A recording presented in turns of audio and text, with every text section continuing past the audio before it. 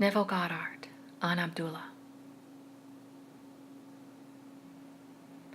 Abdullah lived to be over 100 and had one consuming desire, to put the body back where he picked it up, which was in Ethiopia. The last time I met Abdullah was about 8 years ago in New York City. About 7 years ago, I met his secretary, and she voiced that request of his and said he was planning to return to Ethiopia. I haven't seen or heard from Abdullah or the secretary since. I know he's gone from this sphere. I know now that when I see him, he is wearing his primal form, which is completely under the control of his imaginative power. It was Abdullah who first taught me how to die, like he said to me back in 1933. You will die, but not surely die. Well, that seemed like so many idle words, that I would die, but not surely die. And he was telling me the great truth that I could not at the time grasp. Because when he told me this, I was a strict vegetarian, teetotaler, celibate. I was everything that did nothing. That was Neville. Whatever man would do normally, I didn't do it. Therefore he said to me, you're so good, you're good for nothing. And then he said to me, you're going to die. So I went to Barbados, still all those restrictions. And I came back from Barbados 3 months later, and I hadn't one restriction on me. And I can't tell you to this day how it happened. Came back drinking wine and liquor and enjoying it. Tried to smoke, couldn't enjoy it when I tried it. And all the others that I tried I enjoyed. And so that was my Ab, and he would always say to me, the brothers came last night, and what the brothers told me to tell you always referred to the Divine Society as the brothers.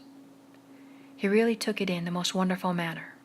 Our Father, therefore the fatherhood of God, would imply our Father, the brotherhood of man, and so the exalted men, made to have gone through this vale of tears, which is called death, and resurrected from it, are part of the Divine Society, therefore the brothers.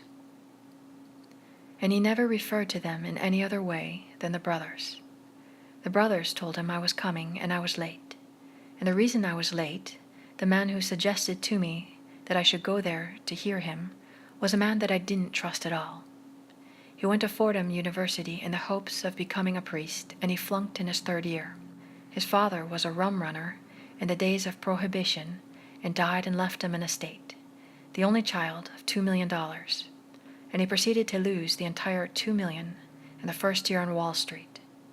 So I had no confidence in his ability to do anything. So when he told me he met a man that I really must hear, I postponed and postponed and postponed the going. And one day I ran out of excuses, and it was a Sunday evening, and he said, now you have no more excuses. I know you have no dates, so come with me. So I accepted. Ab was just about to start when I went through the door, and so I took the first chair, not to disturb the 20 who were present. Ab was sitting in a huge, big chair, and he came right over, called me by my name. He said, Neville, you are late. You're 6 months late. So I was stunned. The man knew my name and could tell that I was 6 months late. And it was about 6 months before that my friend David asked me to come and hear a man called Abdullah. And from that day on, I never failed. I was with Abdullah.